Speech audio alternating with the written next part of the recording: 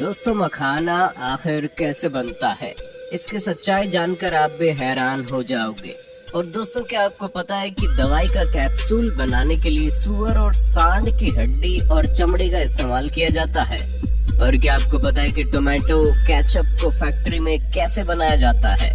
अगर नहीं पता है तो टेंशन लेने का नहीं, क्योंकि इस वीडियो में हम आपको डेली लाइफ में इस्तेमाल होने वाली हमारी सेहत से जुड़ी ऐसी ऐसी चीजें फैक्ट्री में बनते हुए दिखाएंगे, जिसकी नॉलेज हर एक इंसान को होना चाहिए। दोस्तों, फैक्ट्री का जानकारी भरा सफर स्टार्ट करने से पहले हमारे वीडियो को एक छोटा सा लाइक करके चैनल को सब्सक्राइब कर लीजिए, क्योंकि वीडियो हमने बहुत ज्यादा मेहनत से बनाई है। चलिए शुरू करते हैं। Tomato ketchup process. दोस्तों, टोमेटो केचप एक ऐसी चीज है जो कि हर किसी को खाना पसंद है, लेकिन क्या आपको पता है टोमेटो केचप फैक्ट्री में आखिर बनता कैसे? तो देखिए दोस्तों, टोमेटो केचप बनाने के लिए सबसे पहले टमाटर की खेती की जाती है, और जब टमाटर पूरी तरह से पक जाते हैं तो फिर इनकी हार्वेस्टिंग की जाती है, जिसके लिए इस एडवांस मशीन का इस्तेमाल किया जाता है। ये मशीन टमाटर की पूरी बेल को अपने अंदर खींचते चलती है, जिसके बाद ये मशीन अपने ऑटोमेटिक सिस्टम की मदद से टमाटर की बेल और घान कचरे को अलग करके पीछे फेंकते जाती है, और बिल्कुल साफ टमाटर को मशीन के साइड में चल रहे कंटेनर में भरती जाती है। दोस्तों, इन टमाटरों की हार्वेस्टिंग करने के बाद इन्हें काफी बड़े पैमाने पर फैक्ट्री में लाया जाता है। फैक्ट्री में लाने के बाद सबसे पहले इन टमाटरों को ट्रक से अनलोड करके कन्वेयर बेल्ट पर डाल दिया जाता है, और फिर आगे ये टमाटर कन्वेयर बेल्ट के जरिए पानी के बड़े से कंटेनर में गिरते जाते हैं, जहाँ इन टमाटरों को पानी से अच्छी तरह धोया जाता है। और जब ये टमाटर बिल्कुल साफ हो जाते हैं तो इन्हें कन्वेयर बेल्ट के जरिए वर्कर्स के पास भेज दिया जाता है। यहाँ वर्कर्स इन टमाटरों में से खराब टमाटर छांट कर अलग कर देते हैं, जिसके बाद इन टमाटरों को एक ऑटोमेटिक मशीन से गुजारा जाता है। ये ऑटोमेटिक मशीन अपने सेंसर की मदद से कच्चे और हरे हरे टमाटर को बाहर निकाल फेंकती है। अब बचे हुए इन लाल टमाटरों को उबलते हुए पानी में डाल दिया जाता है, और जब थोड़ी देर उबलने के बाद इन टमाटरों की स्किन गलने लगती है तो इन्हें गर्म पानी से बाहर निकालकर आगे रबर की घूमती डिस्कों के ऊपर से गुजारा जाता है।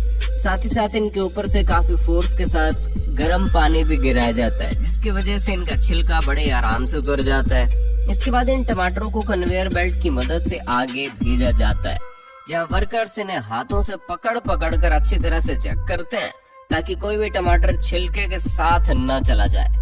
इसके बाद इन टमाटरों को एक ग्राइंडर मशीन में डालकर इनका पेस्ट बना लिया जाता है, जिसके बाद इस पेस्ट को एक मिक्सिंग मशीन में डाल दिया जाता है। इस मशीन के नीचे वाले हिस्से से शुगर सिरप को डाला जाता है, और मशीन के ऊपर वाले हिस्से से टमाटर के पेस्ट को डाला जाता है। इसी दौरान इसमें मसालों को भी डाल दिया जाता है, और फिर इसे अच्छी तरह मिक्स करके 100 डिग्री पर हीट करके पका लिया जाता है। और जब अच्छी तरह से पक के टमाटो केचप बन जाता है तो फिर इसे बोतलों में भरकर पैक कर दिया जाता है। मखाना मेकिंग प्रोसेस। दोस्तों, आपको जानकर हैरानी होगी कि मखाने की खेती जमीन के ऊपर नहीं बल्कि जमीन के नीचे तालाब में होती है। इसके लिए सबसे पहले तालाब से जलकुंभी और दूसरे अनवांटेड पौधों को अच्छी तरह से साफ कर लिया जाता है। उसके बाद दिसंबर से जनवरी महीने के दौरान तालाब में मखाने के बीजों की बुआई कर दी जाती है। देखिए दोस्तों, मखाने का बीज कुछ इस तरह का दिखाई देता है। दोस्तों, मखाने की बुआई के कुछ दिनों बाद जनवरी से फरवरी महीने के दौरान मखाने के छोटे छोटे पत्ते पानी की सतह पर निकलने लगते हैं, और फिर अप्रैल से मई महीने तक पूरा तालाब इन बड़े बड़े कांटेदार पत्तों से भर जाता है। साथ ही साथ इन पौधों की जड़ें भी पानी के अंदर काफी लंबी और रेशेदार हो जाती है, और अप्रैल महीने के लास्ट वीक तक इन पौधों में धीरे धीरे फूल निकलना भी शुरू हो जाता है। ये बैंगनी रंग के फूल मई के फर्स्ट वीक से बड़ी तेजी के साथ आने लगते हैं, और मई माह की एंडिंग तक इन फूलों में फल लगने में शुरू हो जाते हैं, जो कि स्पंजी और कांटेदार होते हैं। दोस्तों, इसके एक फल में तकरीबन 70 से 110 बीज होते हैं।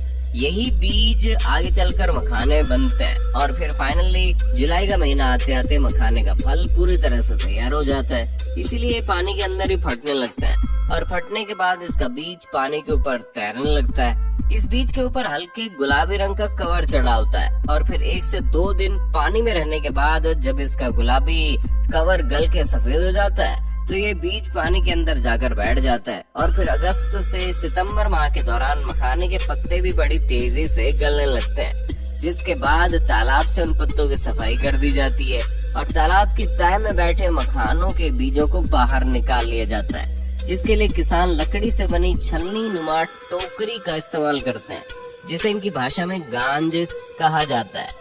और जब सारे बीज बाहर निकाल लिए जाते हैं तो पैरों से मसल कर इनकी सफाई की जाती है, जिसकी वजह से बीज के ऊपर की परत निकल जाती है। उसके बाद इन बीजों को पानी से धोकर अच्छी तरह से साफ करके इन्हें अलग अलग प्रकार की छलनी में छाना जाता है, जिससे छोटे छोटे बीज और बड़े बड़े बीज अलग हो जाते हैं और फिर इन्हें धूप में सूखने के लिए फैला दिया जाता है। और जब ये सूखकर काले से हल्के लाल रंग में बदल जाते हैं तो इन बीजों को उसी दिन बिना बालू की मिट्टी के कढ़ाई में भूना जाता है और भुनाई के बाद इन बीजों को टोकरियों में भरकर ठंडी छायादार जगह पर कुछ दिनों के लिए रखा जाता है, जिससे इन बीजों के हार्ड छिलके ढीले पड़ने लगते हैं। उसके बाद इन बीजों को थोड़ी थोड़ी मात्रा में दोबारा से कढ़ाई में भूना जाता है। इस बार इन बीजों को 4 मिट्टी की और 1 लोहे की कढ़ाई में यानी कि टोटल 5 कढ़ाई में भुना जाता है। और जब लोहे की कढ़ाई में भूनते समय इन बीजों से फट फट की आवाज आने लगती है तो इसे तुरंत बाहर निकाल कर लकड़ी के हथौड़े से एक ठोस जगह पर पीटा जाता है, जिसकी वजह से इन बीजों का हार्ड छिलका टूट जाता है और काफी गर्म होने की वजह से अंदर का बीज फूटकर लावा के रूप में बाहर निकलता है और इसी लावे को हम मखाना कहते हैं। जिसके बाद इन मखानों से छिलके को अलग करके इन्हें पैक कर दिया जाता है। Chip making process. दोस्तों क्या आपको पता है लेज यानी चिप्स जैसे प्रोडक्ट फैक्ट्री में आखिर बनते कैसे हैं?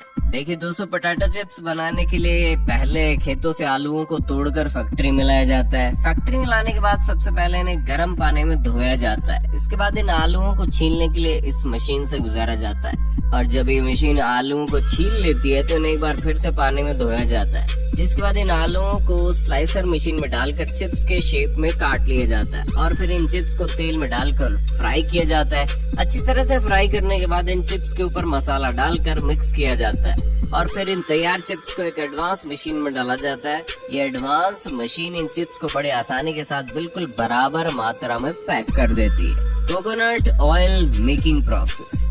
दोस्तों ये तो आपको पता ही होगा, नारियल का तेल सिर्फ सर में लगाने के लिए नहीं होता बल्कि खाने के लिए भी इस्तेमाल होता है। लेकिन क्या आपको पता है नारियल का तेल फैक्ट्री में आखिर बनता कैसे है? देखिए दोस्तों, नारियल का तेल बनाने के लिए सबसे पहले नारियल के पेड़ों से कच्चे नारियलों को तोड़कर फैक्ट्री में लाया जाता है। फैक्ट्री में लाने के बाद इन्हें कुछ दिनों तक सुखाया जाता है और जब ये सूख जाते हैं तो इनके ऊपर ही छिलके को उतार लिया जाता है और फिर एक मशीन की मदद से इनके हार्ड शेल को भी तोड़कर निकाल लिया जाता है।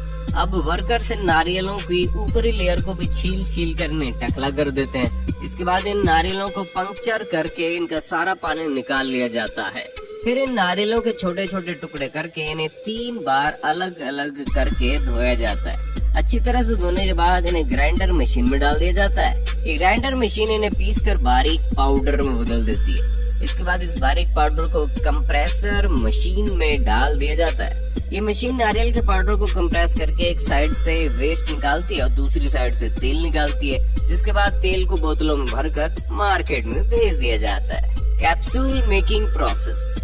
दोस्तों आपने कैप्सूल तो कभी न कभी जरूर खाया होगा, लेकिन दोस्तों आपको जानकर हैरानी होगी इस कैप्सूल को सुअर और सांड जैसे जानवरों की हड्डी और चमड़ी से बनाया जाता है। दोस्तों ये तो आपको पता ही होगा, कैप्सूल के ऊपर एक कवर होता है जिसके अंदर दवाई भरी जाती है। दोस्तों इस कवर को जिलेटिन से बनाया जाता है। जिलेटिन एक तरीके का प्रोटीन होता है जिसे जानवरों की हड्डी और चमड़ी से निकाला जाता है। देखिए दोस्तों, फैक्ट्री में कैप्सूल बनाने के लिए सबसे पहले जानवरों की हड्डियों और चमड़ियों को प्रोसेस करके एक लिक्विड तैयार किया जाता है और फिर जिस कलर का भी कैप्सूल बनाना है उस कलर को इस लिक्विड में मिला दिया जाता है। जिसके बाद कैप्सूल के सांचों को इस लिक्विड में डुबोया जाता है और जब ये लिक्विड सूख कर कैप्सूल के कवर में बदल जाते हैं तो इन्हें बाहर निकाल कर इनमें दवाई के पाउडर को भरा जाता है और फिर इन कैप्सूल को अच्छी तरह से बंद करके पैक कर दिया जाता है। दोस्तों जो कैप्सूल जानवरों के मटेरियल से बनता है उसके ऊपर हार्ड जिलेटिन लिखा होता है और जो कैप्सूल पेड़ पौधों से बना होता है उसके ऊपर सॉफ्ट जिलेटिन लिखा होता है। पेड़ पौधों से बनने वाले जिलेटिन 2 से 3 गुना महंगा होता है, इसलिए कंपनी वाले ज्यादातर जानवरों से तैयार जिलेटिन का इस्तेमाल करते हैं। दोस्तों हमारी मेहनत का फल देने के लिए वीडियो को लाइक करें, शेयर करें और दोस्तों आप किस टाइप का वीडियो देखना पसंद करते हैं हमें कमेंट करके जरूर बताओ।